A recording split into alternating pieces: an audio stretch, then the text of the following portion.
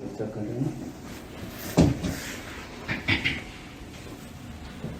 अब एक प्रश्न है, जैसे बहुत सुनते हैं ना कि जैसे एक होता है भाव और एक होता है भाव। कुछ जोर से बोलना पड़ेगा थोड़ा सा। जैसे एक मतलब बहुत सुना भी और महसूस भी किया है कि एक तो होता है भाव, जैसे बीइंग बोलते हैं। यार यहाँ तो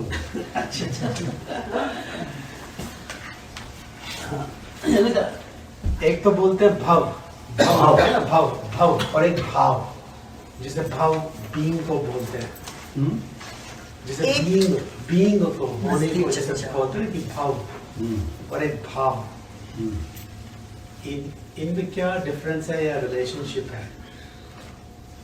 भाव में और भाव में हाँ क्या अंतर है? हाँ, या फिर क्या रिलेशनशिप भी है, इनमें संबंध भी है कुछ और अंतर भी है?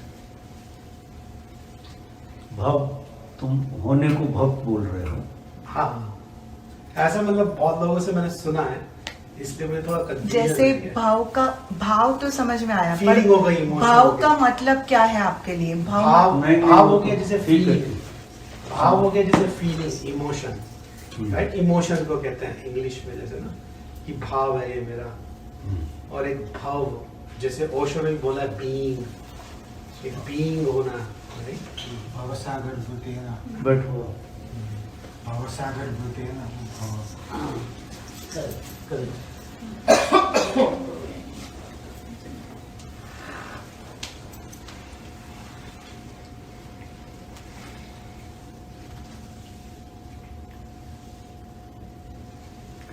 चेतना के दो आयाम है।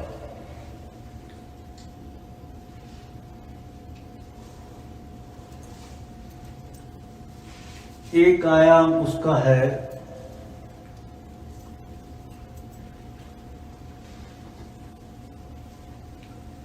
तटस्थता की तरह, वो है हैपन, होना। ये चेतना का एक आयाम है।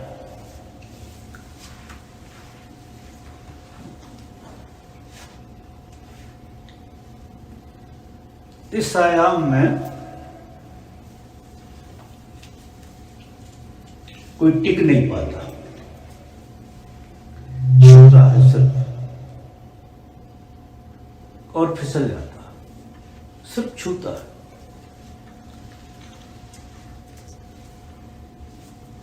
जो बहाव है चेतना का दूसरा आयाम, एक तो परमात्मा का स्वरूप, जो रियल स्वरूप है, वो है होना, जो हैपन, और एक उस हैपन में दूसरा आयाम जो है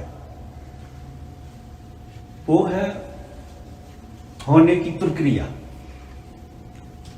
जो हो रहा है। परमात्मा के दो रूप हैं, एक परमात्मा हो रहा है, एक डायमेंशन उसका, और एक डायमेंशन वो है बस। तो जो है वो तो बड़ा मुश्किल है, पकड़ में नहीं आता, लेकिन जो हो रहा है उसमें ये भाव की दशा पैदा हो जाएगी। आप अपने को गहरा, एक तो आपके अंदर एक तत्व है जो बस है, तटस्थ है, वो कुछ कर नहीं रहा है, वो सिर्फ है। जैसे उदाहरण के लिए अपन कहें कि हम आकाश में बैठे हैं,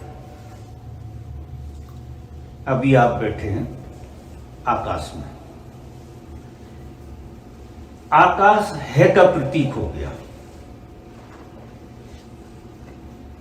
वो इतना है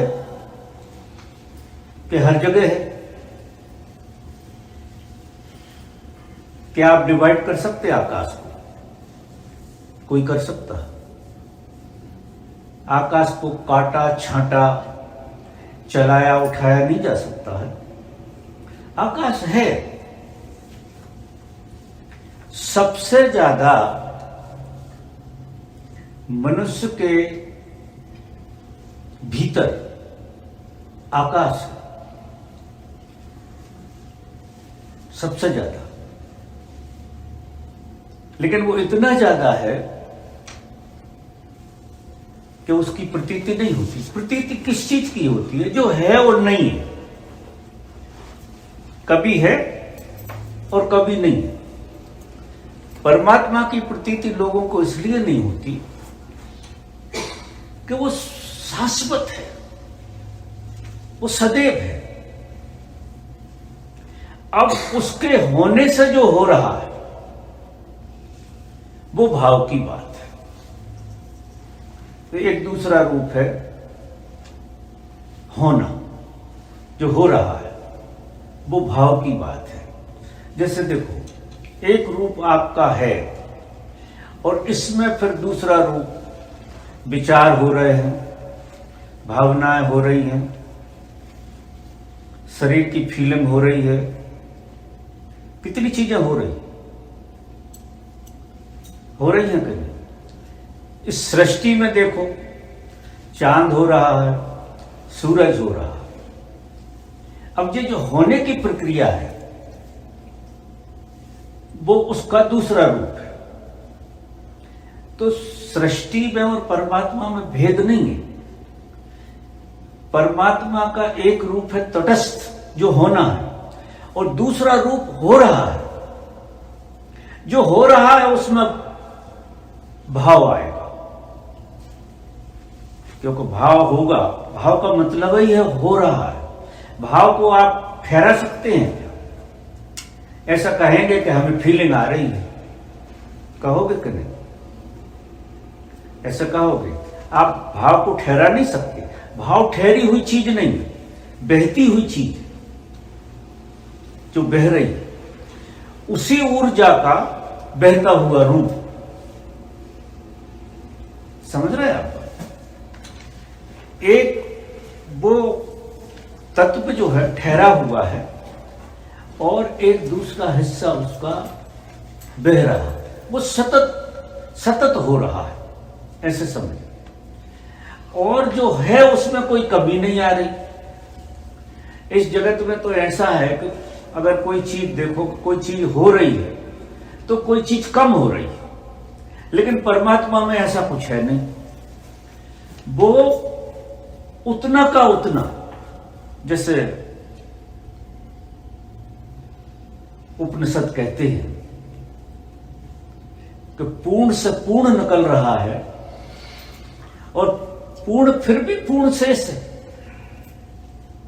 उसकी पूर्णता ऐसी है कि वो कितने निकलता रहे, कितने होता रहे। तो जो होता रहे वो वाला रूप है, वो भाव वाला रूप कहेंगे उसे। और जो है वाला जो रूप है वो आकाश की तरह है। अगर कोई चीज ठहरी नहीं है तो कोई चीज बह नहीं सकती। वो एक रूप उसका ठहरा है और दूसरी उसकी बहने की कला है, वो बह रहा है। तो यहां दो तरह की चीजें देखो आप, जगत में जहां भी देखोगे दो तरह की चीजें देखोगे। कोई चीज ठहरी हुई सबको बहा रही है। इस जगत में कोई चीज स्थिर नहीं है, सब बहाव में है। और उसके भीतर बहाव आएगा कैसे अगर कोई चीज उसके अंदर ठहरी हुई नहीं? तो आकाश की तरह चेतना, परमात्मा जो भी कहो तो, आकाश की तरह तो ठहरी। वो आकाश को मैं उदाहरण के लिए कह रहा हूं, वो तो आकाश से भी ज्यादा बड़ी बात है। आकाश कहने के लिए कि आकाश की तरह वो ठहरी हुई है और पूरी सृष्टि की तरह वो हो रही। उसमें तुम्हारे अंदर भाव हो रहे हैं, विचार हो रहे हैं, यहां सब चीज हो ही रही है। जन्म हो रहा है, मृत्यु हो रही है। देखो, जन्म हुआ, बचपन हुआ, जवानी हुई, बुढ़ापा हुआ और मृत्यु हुई। कोई चीज ठहरी हुई दिखती है? दिखती है? कोई भी चीज ठहरी हुई नहीं। और हमारे चित्त की दो अवस्थाएं हैं। हमारी एक अवस्था है जो ठहरी हुई है और एक अवस्था है जो हो रही है। अब हो रही वाली अवस्था को हम ठहरा नहीं सकते, कोई उपाय नहीं है। और ठहरने की आपको प्रतीति भी हो रही है कि कोई चीज ठहरी हुई है। तो क्या करते हो आप कि जो चीज बह रही है उस चीज को पकड़ने की कोशिश करते हो, यही पीड़ा हो जाती है। तुम कितनी चीज को पकड़ने की कोशिश करो, कोई चीज ठहर नहीं सकती, कोई उपाय नहीं है, क्योंकि इस जगत का नियम ही नहीं है ठहरना। तो ठहरेगी कैसे? ख्याल में आ रही है आपको? आपने प्रश्न जरा ऊंचा पूछ लिया है। हाँ नहीं, आ गई काफी आ बहुत ही ऊंचा पूछ लिया आपने। लेकिन अब आप समझो उस बात को। नहीं, आपने बहुत अच्छे से समझा। ख्याल में आ रही है आपको? आ रही है। एक तो होना है कायदे से, इसके बाद तो कोई बातचीत होने नहीं, ऐसा प्रश्न है जी। अब इसके आगे किस विषय में चर्चा होगी? दो बातें बिल्कुल साफ हो गई कि वो तत्व ठहरा हुआ है और उसका दूसरा रूप हो रहा है। तो सृष्टि और सृष्टा दोनों हो गए इसमें।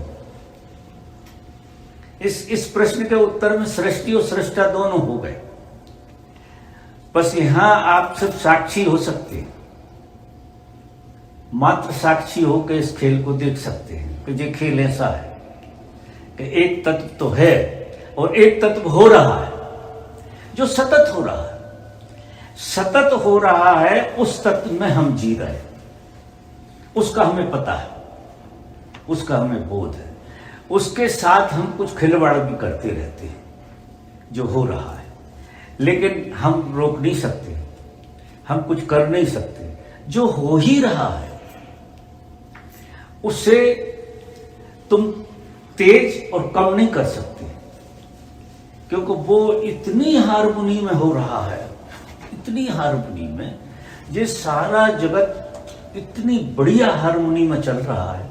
आपका जीवन भी, आप प्रसन्न इसलिए रहते हैं कि बहुत कुछ आपका, यानी 80% आपका हार्मोनी में चलता है, 20% आप हाथ पैर फेंकते रहते हो उसको बिगाड़ने के लिए। तो हमें ऐसा लगता है कि हम कुछ संभाल लें। बिगाड़ लोगे वो बात तो हम कह सकते हैं, आखिर बिगाड़ नहीं पाओगे।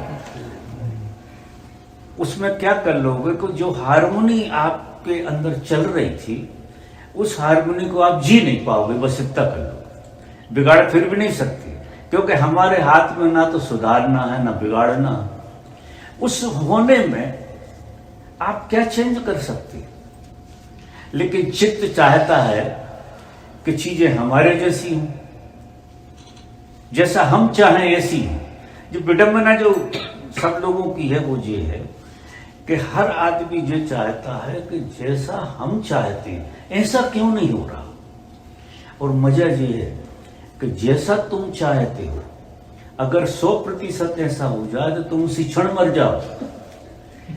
बड़ा गजब का रहस्य जी कि वो जो परम सत्ता है वो किसी की सुनती नहीं है, क्योंकि वो प्ले कर रही है, वो खेल कर रही है। उसके खेल में बाधा कोई डाल ही नहीं सकता। बस इतना है कि उसके खेल को अगर तुम ठीक से समझो तो तुम गजब के आनंदित रह सकते हो, गजब के मौज में रह सकते हो।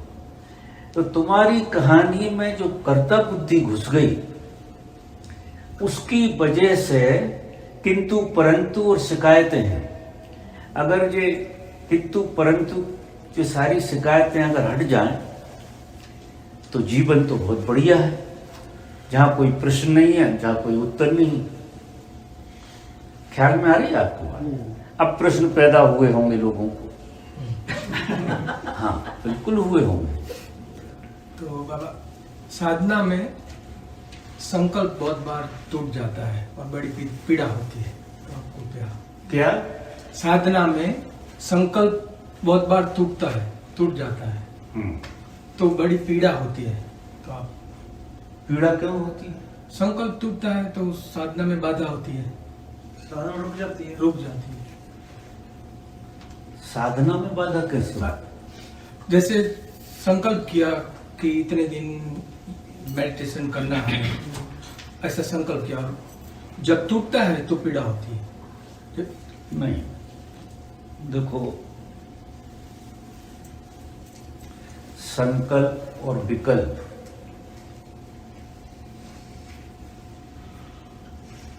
दोनों मन के हिस्से,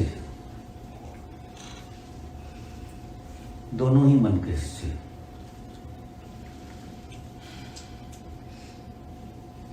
इनको इस तरह से समझो कि जिस तरह से संकल्प छूटता है उसी तरह से संकल्प आता है। अब आप पकड़ने की कोशिश करते हैं कि मेरा संकल्प बना रहे। संकल्प उठता है दूसरी जगह से, आप खड़े हो दूसरी जगह। आप संकल्प के साथ कुछ नहीं कर सकते, सिर्फ आप साक्षी हो सकते हैं। जैसे जैसे आपकी दूरी बनेगी क्रिया के साथ, मन के साथ, वैसे वैसे अपने आप चीजें सेटल हो जाएं आपके भीतर। लेकिन मन कहता है, कर्ता बुद्धि कहती है कि हम संकल्प कर रहे हैं, ये संकल्प क्यों छूट जा रहा है? हम ध्यान कर रहे हैं, ध्यान क्यों नहीं लग रहा है? ये क्रियाएं जितनी भी हैं सारी, कोई भी क्रिया हो, ये क्रियाएं जितनी हैं, ये हमारे को साक्षी की तरफ ले जाने के लिए है क्रियाएं। क्योंकि क्रिया अगर नहीं होगी तो फासला नजर नहीं आएगा नींद में। जो चाहे किसी तरह का ध्यान करो, चाहे क्रिया करो, क्रिया के साथ देखने वाला तो दूर खड़ा ही है। कोई भी क्रिया को तुम जान तो रहे ही, अगर क्रिया ना हो तो तुम्हारा जानने वाला खड़ा नहीं हो। अगर दृश्य नहीं है तो दृष्टा नहीं। तो जो भी क्रिया है वो दृश्य की तरह है। तो दृश्य की तरह क्रिया हो रही है तो उस क्रिया में सुधार उधार करने की जरूरत नहीं है। वो क्रिया एक्सक्यूज है कि हम उसकी वजह से बाहर खड़े होने लगे, थोड़े से साक्षी होने लगे। तो चलने में, उठने में, बैठने में अब ये क्रिया है, तुम सीधे साक्षी नहीं हो सकते हो, पहले क्रिया का ही साक्षी होना पड़ेगा। तो फिर ये सब संकल्प विकल्प और क्रियाएं जो डायने को ये सब कराए जाते हैं कि क्रिया में तुम्हें बड़ी सुविधा है साक्षी होने की। तो जो संकल्प आए, बिगड़े संकल्प, क्षोभ पकड़े, दुख पकड़े, जो भी चीज पकड़े, उसको बहुत एनालिसिस नहीं करना, उसको आप जान पा रहे हो तो एक दूरी बना दी। जितनी ज्यादा दूरी बनती चली जाएगी उतने ही ज्यादा आपके अंदर अंतरंग में चीजें जुड़ती चली जाएगी। हम इस तरह की विचार से, इस तरह के ज्ञान से तो चीजों को बिगाड़ते ही रहते हैं। अधिकतर क्या है कि साधना में बिगाड़ने का काम बहुत हो जाता है, क्योंकि हमें ऐसा लगता है कि हमारे हिसाब से क्यों नहीं हो रहा। और वो खेल हुआ था इसलिए कि तुम थोड़ी सी दूरी बना लेते उस खेल से।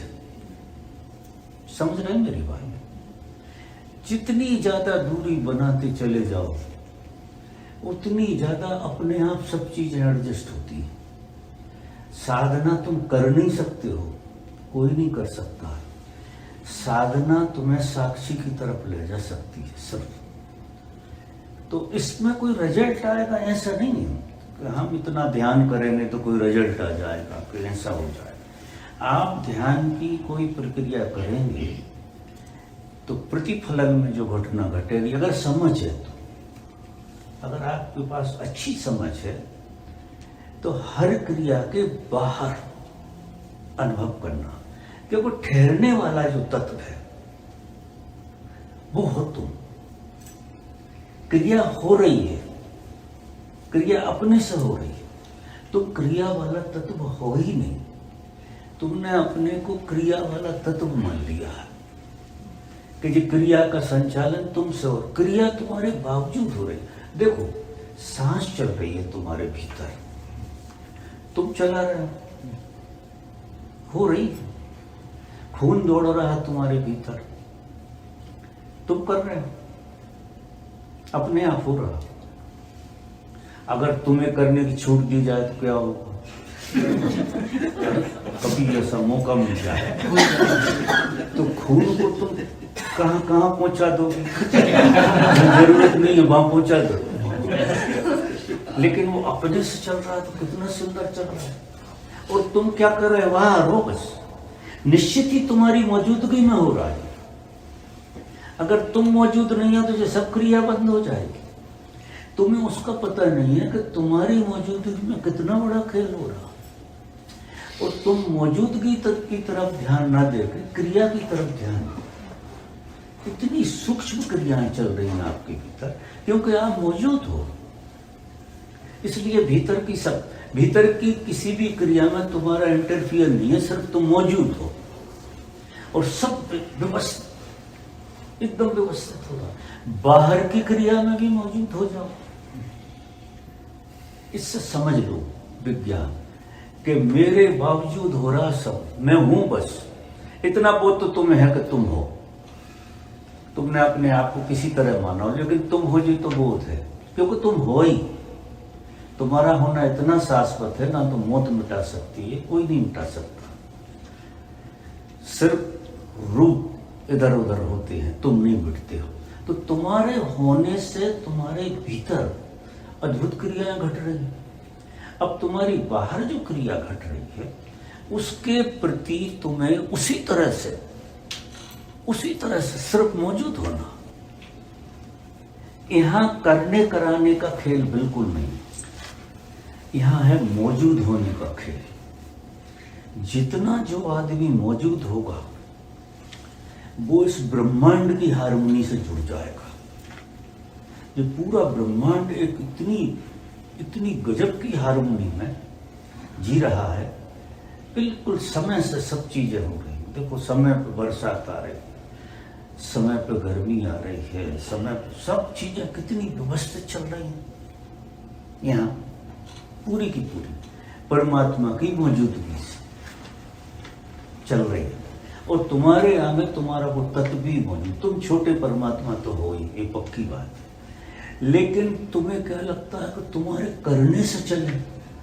अब वो कर नहीं रहा, लेकिन मौजूद है।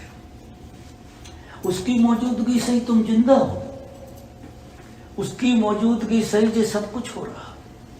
उसकी मौजूदगी से ये सौंदर्य है पूरा का पूरा। और वही मौजूदगी तुम्हारे अंदर मौजूद है। उसकी वजह से ये सब मौजूद है, ये सब हो रहा। तो धर्म में सबसे ज्यादा मौजूदगी पर ध्यान देना कि आप जितने ज्यादा मौजूद होके, क्योंकि मैं साक्षी की बात कहूं और दृष्टा की कहूं तो उलझोगे, लेकिन मौजूदगी तत्व को तुम जानते हो कि नहीं? गैर मौजूद और मौजूद ये तो जानते हो। तो मौजूदगी को, अपनी मौजूदगी को पकड़ कर रखो। तो ये जो प्रश्न उठते हैं, ये तुम कुछ कर नहीं पाते हो, कुछ निंदा स्थिति में फंस जाते हो, दूसरों को देखते हो, दूसरे बहुत बढ़िया कर रहे हैं, हम नहीं कर रहे हैं। सब खेलों में मत फंसो। आप तो एक काम करो, उठो तो थोड़े अनुभव करो कि तुम मौजूद हो कि नहीं उठने के लिए। अब देखो उठने का मजा बदल जाएगा। तुम मौजूद होकर उठो, मजा आ जाएगा। तुम मौजूद होकर रोटी खाओ, रोटी खा रही है, वो प्रक्रिया अपने आप हो रही, सब कुछ हो रहा। लेकिन अगर आपकी मौजूदगी जुड़ जाए तो उसमें 4 चांद लग जाते हैं। हमें सिर्फ अपने जीवन में अपनी मौजूदगी को जोड़ लेना, तो ये सारी समस्याओं का निदान अपने आप। नहीं जी फुटकर मैं इनके तुम जो चाहते हो वैसे उत्तर दूं, तो प्रश्न में से 1000 प्रश्न पैदा होंगे और उत्तर निकलता नहीं। तो मन समझाने वाली बातें होती हैं कि मन क्या है, मन के बारे में बताओ, या ये जो आप करें समझा, ये सारी चीजें मैं वो एक दर्शन शास्त्र हो जाएगा। मैं बड़ी सी बात बता दूंगा तुम्हें और तुम हाँ हूँ कर दो, झूठी बात हो जाएगी, हाथ में नहीं आएगा। जे मैं बात कर रहा हूँ हाथ में लेने वाली, अभी की अभी नगर, बिल्कुल नगर। अभी तुम जितने ज्यादा मौजूद, मेरी बात सुनते सुनते अगर तुम मौजूद हो जाओ तो तुम मेरी बात ठीक से समझ पाओगे। जितना ज्यादा आदमी मौजूद होता है उतनी उसकी समझ गहरी होती है। वो इतना गहरा होने लगता है कि चीजों को बड़ी लयबद्धता में देखने लगता है। यहाँ क्योस नहीं है, इस जगत में बड़ी हार्मोनी है, और जीवन में भी क्योस नहीं है। तुम लाख कोशिश करते हो बिगाड़ने की, फिर भी नहीं बिगड़ता, क्योंकि कहीं ना कहीं तो मौजूदगी काम कर रही बिना जाने। बस तुमने जानी नहीं है उसे, वो बिना जाने काम कर रहे। अगर जान का काम करो तो चलना उठना बैठना सब रंग में हो जाएगा। फिर तुम फकीरी का मजा लोगे कि फकीरी क्या चीज होती है, क्योंकि फकीर ही हो जाओगे। तुम तो कुछ कर ही नहीं रहे, तुम सिर्फ मौजूद हो, और मौजूदगी का तमाशा देखो। ये सारा तमाशा इतना बड़ा है, ये परमात्मा की मौजूदगी का तमाशा है जिसमें हम सब बैठे हुए समझ रहे हो। हाँ, आप कोई दूसरी तरह से उत्तर चाहते होंगे जो मैं नहीं दे पाता। मैं घुमा फिरा के अपनी बात पे ही लाऊंगा। आपकी बात का उत्तर दूंगा तो सब बिगड़ जाएगा। बाबा, मैंने जब ये मौजूद होने की कोशिश की, मैं थक जाता हूँ। मैं मौजूद होने के लिए अब मैं जब रोटी खाते वक्त मौजूद होके अवेयर होके खाने की कोशिश करता हूँ, किसी देर तक कर सकता हूँ। उसके बाद लगता है कि सारी एनर्जी जा चुकी है, ये मौजूद हो ही नहीं सकता, ये काम हो ही नहीं सकता। मैंने कितनी बार मैंने कोशिश की, हिलते समय खाते समय साक्षी होने की कोशिश की, किसी देर तक तो मैं कर सकता हूँ। उसके बाद लगता है कि कर ही नहीं सकता, एक प्रकार की छटपटी होती है।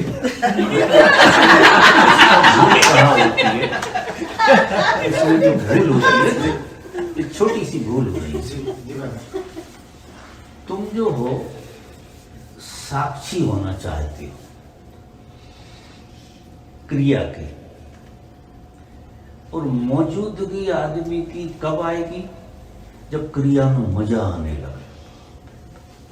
क्रिया का मजा लो। कभी कभार तुम स्वादिष्ट चीज खाते हो तो मौजूदगी हो जाती है। जब स्वादिष्ट खाते हो तुम्हारे अनुकूल, जब कोई चीज तुम्हारे अनुकूल होती है तो तुम उसमें मौजूद हो जाते हो, और जब तुम्हारे अनुकूल नहीं होती है तो तुम मौजूद नहीं होते। तो इसमें क्रिया में अगर मौजूदगी आई तो तुम्हें ये सूत्र हाथ लगेगा। लेकिन क्रिया में आनंद नहीं आएगा तो मौजूदगी नहीं आएगी। क्रिया ही आनंद है। ये क्रिया आनंद के लिए बनी है। हर क्रिया, ऐसी कोई क्रिया नहीं है जो आनंद के लिए ना बनी। तो जब क्रिया में आनंद लोगे तो मौजूद कैसे नहीं होगा? समझ रहे हैं मेरी बात? तो वो जो थकान है, तुम कह रहे हो कि थक जाते हैं, ऐसा लगता है कि पूरी ऊर्जा ही चुस गई, उसमें क्या ऊर्जा नहीं चुसी? जैसे बाबा ये जब ये कभी कभी लड्डू खाते वक्त ये साक्षी होके अवेयर होके खाने की कोशिश करते हैं, स्वाद ही नहीं आता।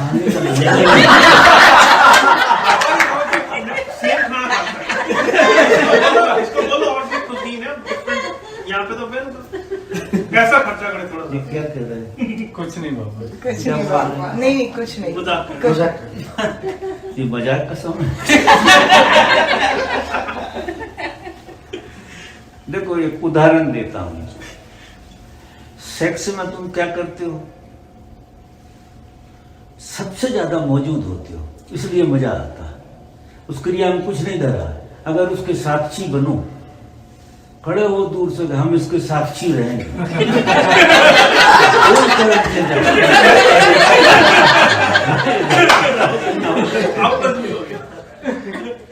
एक प्रकृति ने वो ऐसा एक खेल बनाया है, उस खेल में जरूर तुम मौजूद होते हो और तुम ज्यादा मौजूद होना चाहते हो।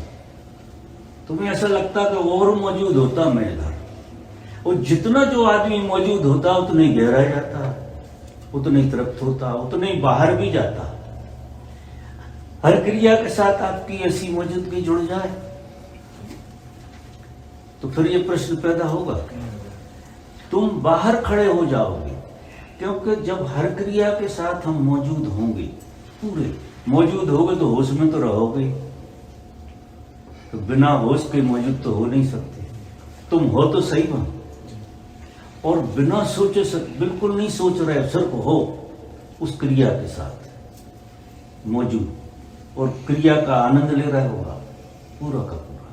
तो क्रिया का पूरा आनंद लेते हुए तुम मौजूदगी को अनुभव कर सकते हो। और जो आदमी क्रिया में जितना ज्यादा मौजूद होगा उतना वो क्रिया के बाहर होगा, वो साक्षी है। ये हमारा क्या है कि आधे मन से हम काम करते हैं और आधे मन को हम बाहर रखते हैं, तो ना तो कर्म हो पाता ना धर्म हो पाता, दोनों ही काम नहीं हो पाते। आप जैसे वो शो एक जगह कहते हैं कि अगर कोई आदमी पूरी तल्लीनता से खड्डा खोदे, सुना होगा तो, पूरी तल्लीनता से खड्डा खोदे, वो साक्षी हो जाए। क्योंकि जब कोई चीज टोटलिटी में आती है तो हम उस क्रिया के बाहर हो जाते। जब हम बाहर होंगे तो साक्षी हो जाए। समझ रहे हैं आप मेरी? तो जो दिमाग में प्रश्न जो है ना, बड़े उथल पुथल पैदा करते हैं, क्योंकि इनकी क्लियरिटी नहीं है हमारे पास। क्लियरिटी अगर आ जाए, चीजें तुम वही कर रहे हो, लेकिन उन्हें करने के जो तुम्हारे एटीट्यूड हैं वो सही नहीं है। साधना भी कर रहे हो, लेकिन साधना जैसे तुम डायने पे ध्यान करो, साक्षी की जरूरत नहीं है, पूरी तल्लीनता से तुम करो, साक्षी अपने आप खड़ा हो जाएगा। नाद ब्रह्म कर रहे हो, कोई भी ध्यान, इतनी क्रिया का ही आनंद लो। और आनंद तो क्रिया ही में है, और कहां है? अगर गहरे से देखो, क्रिया ना हो तो आनंद कहां से रहेगा? कोई भी क्रिया हो, क्रिया में ही आनंद है। तुम प्रेम करते हो, क्रिया होती तो उसमें आनंद आता, लेकिन जब टोटलिटी होती है तो आनंद आता। तो तुम्हें पूरा मौजूद होना है वहां, उसके परिणाम में साक्षी होता। अब हम क्या करते हैं कि साक्षी से शुरू करते हैं, तो तुम बहुत उलझ रहे हो कि हम साक्षी को पहले ही मान लेते हैं, साक्षी है परिणाम, और हमें क्या लगता है हम साक्षी होकर करें। अब करो साक्षी होकर। मैंने वही किया बाबा जी, मैंने वही नहीं। यही भूलें होती, यही भूलें हो, इसीलिए तो मैं आता हूं। करते रहो, तुम्हें जो करना हो वो करते रहो, लेकिन कहाँ भूल हो रही है तुम्हारी वो मिलाने आता हूं इतनी दूर से। किसी को जरूरत हो। अब आज के लिए तो इतना ही। कल हम शाम को फिर बैठक में बैठेंगे, शायद प्रश्न तो आएंगे, चित्त में तो प्रश्न जरूर होंगे। फिर दूसरी तरह से कोई सूत्र खुलेंगे, वो मुझे पता नहीं है कैसे खुलेंगे, आप खुलवाओगे। तो अभी तो मैं आपसे विदा लेता हूँ। हरिओम।